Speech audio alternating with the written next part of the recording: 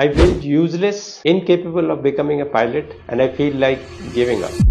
A message I received from someone undergoing CPL training in US. Continuing further, I have completed 230 hours of flying, and to complete my 100 hours of PIC, I need to fly 20 hours more. I had a break of 2 weeks in my flying, and of late my landings have been terrible and I nearly broke up the aircraft. Unsure of what to do to improve my landings, I started listening to my batchmates in the crew room bragging of their superior landing technique. I tried to follow the same. However, it did not help. I feel I cannot do it. I cry, have sleepless nights, and I dream of crashes. Let us analyze, was my response. Your confidence is shattered and you believe you cannot fulfill your dream to be a pilot. Having completed 230 hours of flying experience, you became overconfident, living a good life in the US, and you had stopped preparing for your flight. With break in flying, the performance degrades. One has to start afresh and go back to basics. If unsure, you should have spoken to your mentor or your instructor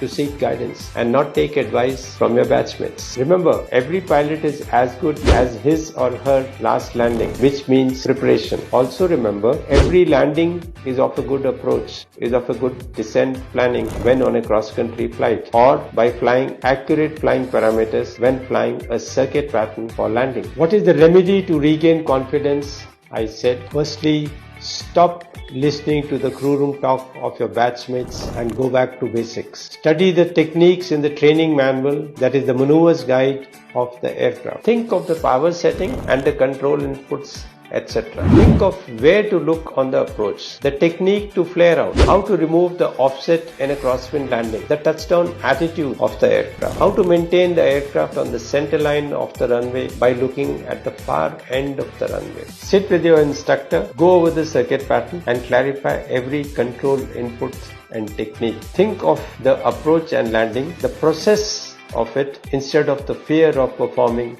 a bad landing. Request for a flight with your instructor and note the techniques and where to look for each stage of the flight. Always remember the process and techniques which will help for a successful flight. But don't worry, it happens to everyone if one stops preparing. Good flying is all about good preparation. A good pilot is always learning, and remember, flying is done at home.